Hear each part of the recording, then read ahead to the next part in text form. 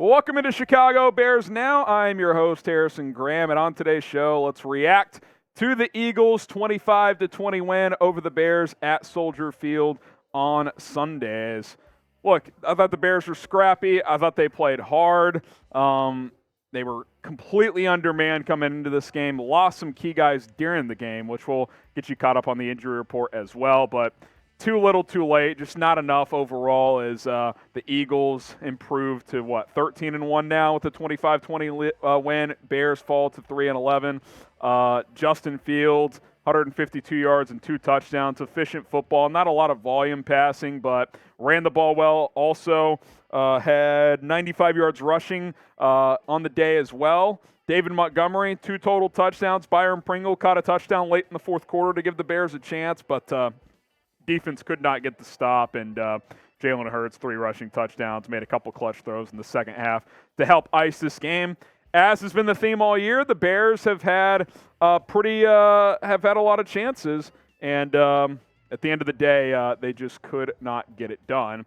Justin Fields, let's talk a little bit more about him. So he goes 14 of 21 for 152 yards, 95 rushing yards, had 2 touchdowns, no interceptions. Also had a 40-yard scramble as a part of that 95 that it looked like was going to be a 50 or so yard touchdown, but he barely stepped out of bounds. Crazy run. It was 2nd and 27 after he took a big sack and was able to erase that. That was awesome, but, pretty good. I thought at times he actually outplayed Jalen Hurts in this game. Hurts had more volume, but he also threw 2 interceptions where Fields did not turn the ball over. So I think Fields continues to grow. He continues to do good things, and the offensive line let him down today. And you lost Equanimeous St. Brown. You were already down Claypool, and of course Mooney's on IR. So you got pretty much nothing at receiver. So he's doing what he can with what the Bears got, which, to be frank, just isn't that much. Grade the Bears' performance against Philadelphia today. I thought the effort was good. I thought the execution at times was good. I'll actually go like B-. This was not a bad game. I thought the Bears outplayed Philly for a decent amount of this game. They just couldn't make the key plays. Like a big moment in this game. Bears were up 6-3 in the second quarter with about 5 minutes left. Pick off Jalen Hurts for the second time. DeAndre Houston-Carson, great pick. Runs it back to the 25. Come up empty there. Treston Ebner and Fields had a bad exchange that pushed them back. Ultimately, instead of trying a long field goal, a couple plays later, they ended up punting, and the Eagles went 91 yards. So that was a big moment in the game. If you could get 7 there, maybe you won the game. You lost by 5. But those are the little things where the Bears got to improve. But overall, B-. I thought they did it pretty well. The Eagles are 13-1, guys. 13-1.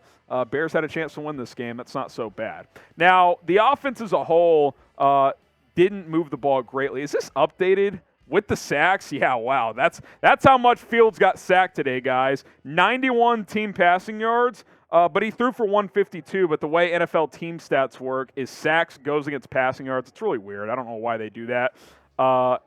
Lost 61 yards on sacks. So the offensive line really struggled, gave up 6 sacks.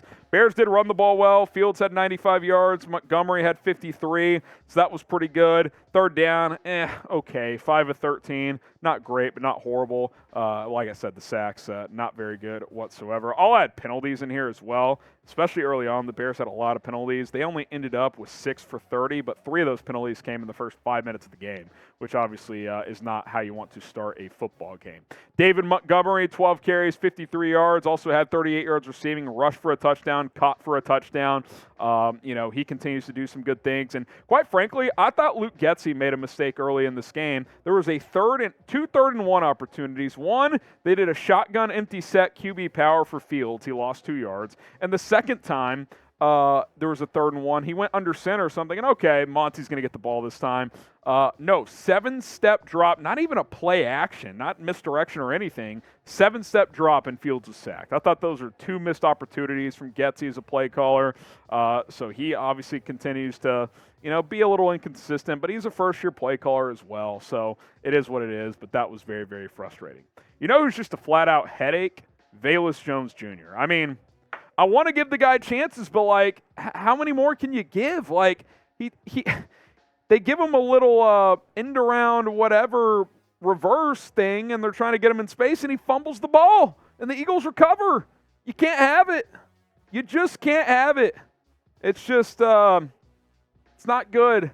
Velus Jones, I mean, he's a bust at this point. Doesn't mean that narrative can't change, but in year one, third-round pick, he's done nothing. He's done nothing, so that's very, very disappointing. What number here, Sammy? Does it matter?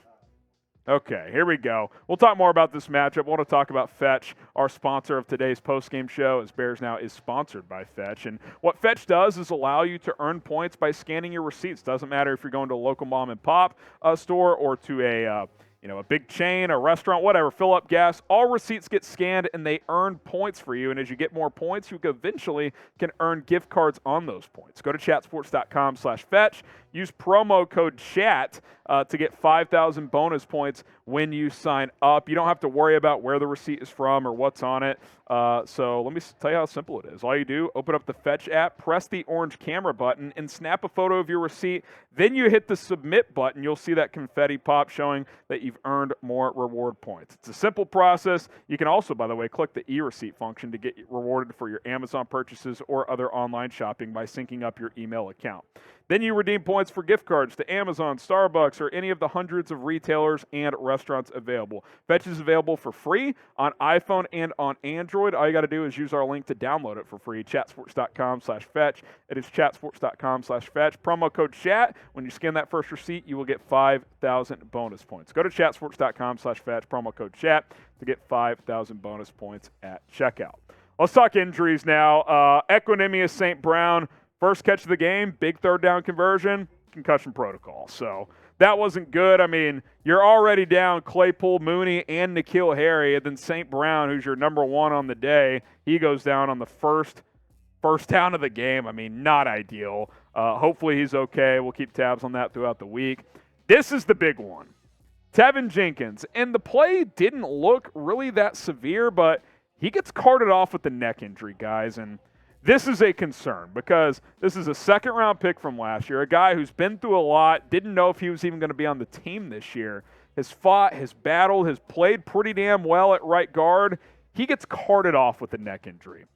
Hoping for the best here, hoping it's just a little stinger, but a guy who already has back problems, now you got a neck. I mean, that's concerning. I mean, we got to be concerned, right? Like, I just wish the best for Teven because he's been through so much, but that's worrisome to me. That's very, very worrisome to me. So we'll keep an eye on that. We'll talk about an injury on the defensive side as well. Let's talk about the injury defense as a whole, though. I mean, look, the raw stats are going to favor Philadelphia. 421, 309 passing, 112 rushing, which actually that's a pretty good number against the Eagles.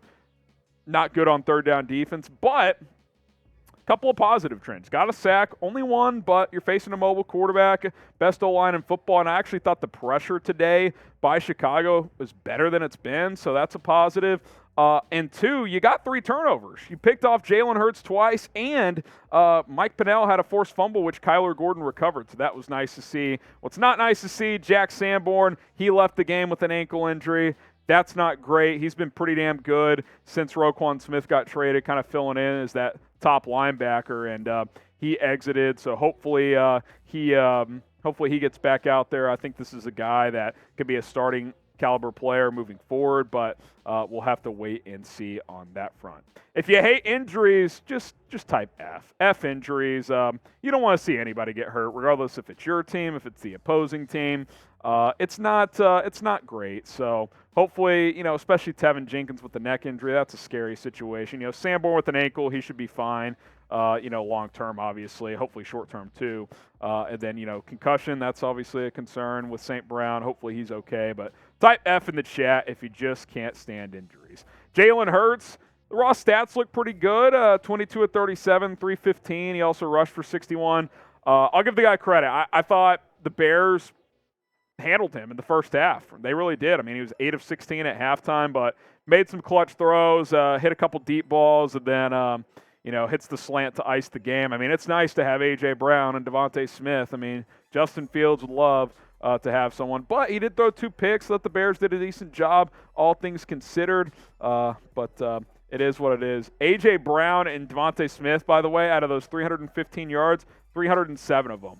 Don't get confused, though. Jalen Johnson played pretty well in this game. He was on an island on A.J. Brown for most of the game. And then on the play of the game, somehow Jalen Jones gets stuck with freaking A.J. Brown and gives up the slant. Just brutal. But Jalen Johnson, 3 pass breakups. I thought he was rock solid. Of course, A.J. Brown got him a couple times, but that's what happens when a good corner, a good receiver go up against each other. Sometimes you win some, you lose some. I thought that was a good battle. I thought Kyler Gordon did some good things, had a pick and a fumble recovery. That was exciting. With 3 games to go, these are the type of things you want to see. Young players doing some good things. So Kyler Gordon's one of those guys especially. He's been a bit disappointing at times this year as the first pick of the Ryan Poles era, but you're starting to see him figure some things out. So that's really, really, really, really good.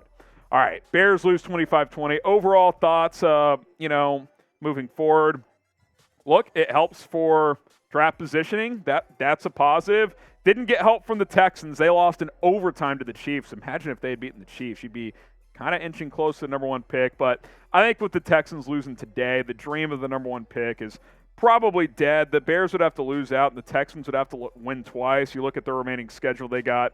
At Tennessee, Jacksonville at home, who's playing pretty well. They just beat Dallas. At the Colts. I actually do think they could beat the Colts, but I don't think they're winning those other 2. So number 1 pick's probably dead. So Week 15 rooting guide. Cheer for Denver. They face the Cardinals right now. They're up 3-0 as we record this post-game show. Brett Rippon versus Colt McCoy. That's winnable. That's winnable. Go for the Broncos. If the Broncos win, the Bears are back into that number 2 pick slot with 3 weeks to go. How good are the Bears at tanking? I mean, pretty damn good. They've lost a bunch of close games. I mean, real quick, let's just pull up how many one-score losses they have now. Scale it 1 to 10, 10 being very good, 1 being not good at all. The amount of one-score losses, okay? 20-12 to the Giants, that's 1. 29-22 to the Vikings, that's 2. 12-7 to the Commanders, that's 3. 35-32 to the Dolphins, that's 4. 31-30 to the Lions. 27-24 to the Falcons. And then 25-20 this week. 7 one-score losses. I mean, if you won 3 of those, you'd be 6-8 now. So that'd be pretty respectable. But you're 3-11, and good news is that helps for your draft positioning. So scale it 1 to 10. Let us know and subscribe to the channel. Appreciate you guys being loyal, tuning in all season long. It sucks watching this team lose every week, but you got to think of the big picture. You got the quarterback, I think at least. You got to build around him. O-line needs work, need receivers, need defense. Big offseason coming up. We're going to have you guys covered here on the channel.